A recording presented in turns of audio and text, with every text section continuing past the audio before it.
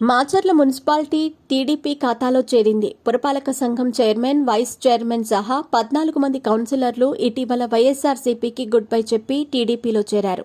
మాచర్లలో గత మున్సిపల్ ఎన్నికల్లో వైఎస్ఆర్సీపీ అన్ని స్థానాలను ఏకగ్రీవం చేసుకుంది. కూటమి అధికారంలోకి వచ్చాక మాచర్లలో రాజకీయం మారింది. మొత్తం 31 మంది కౌన్సిలర్లకు గాను ఇటీవల 14 మంది టీడీపీలో చేరారు. ఇటీవల మున్సిపల్ చైర్మన్ చిన్న ఏసోబు, వైస్ చైర్మన్ పోలూరు నరసింహారావు టీడీపీలో చేరారు. దీంతో ఎక్స్ అఫీషియో సభ్యులు ఇద్దరితో కలిపి టీడీపీ బలం పెరిగింది. శుక్రవారం చైర్మన్ పదవి టీడీపీకి ఏకగ్రీవమైంది.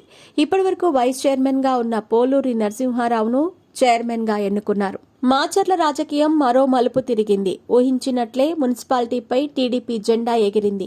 శుక్రవారం మున్సిపాలిటీ నిర్వహించిన అత్యవసర సమావేశంలో 16 మంది వైఎస్ఆర్సీపీ కౌన్సిలర్లు తెలుగుదేశం పార్టీలో చేరారు. మొత్తం 31 మంది కౌన్సిలర్లలో 16 మందితో పాటు టీడీపీకి చెందిన ఎమ్మెల్యే ఓటుతో కలిపి 17కు బలం పెరిగింది. మున్సిపల్ చైర్మన్ ఎన్నికకు కోరం 16 మంది ఉండటంతో టీడీపీ తరపున చైర్మన్ గా డిప్యూటీ చైర్మన్ పోలూరి నరసింహారావును ఎన్నుకున్నారు.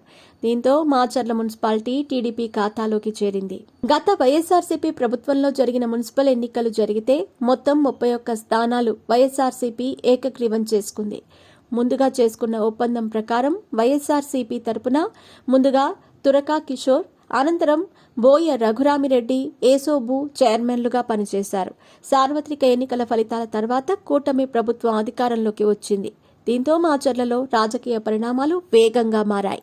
మాచర్ల నుంచి టీడీపీ అభ్యర్థి జూలకంటి బ్రహ్మారెడ్డి భారీ మెజారిటీతో విజయం సాధించారు.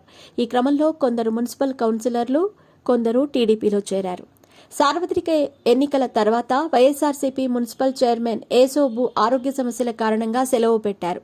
దీంతో మాజీ ఎమ్మెల్యే రామకృష్ణారెడ్డికి ప్రధాన అనుచరుడు పోలూరి నరసింహారావు చైర్మన్ గా బాధ్యతలు స్వీకరించారు. ఆయన వైఎస్ఆర్సీపీకి గుడ్ బై చెప్పి టీడీపీలో చేరారు. మొత్తం 16 మంది కౌన్సిలర్లు అధికార పార్టీలోకి రావటం, ఎమ్మెల్యే ఎక్స్ అఫీషియో సభ్యుడిగా ఉండటంతో లైన్ క్లియర్ అయ్యింది. మాచర్ల మున్సిపాలిటీ టీడీపీ ఖాతాలోకి చేరింది. అయితే నరసింహారావును యాక్టింగ్ చైర్మన్ గా ఎన్నుకున్నారు.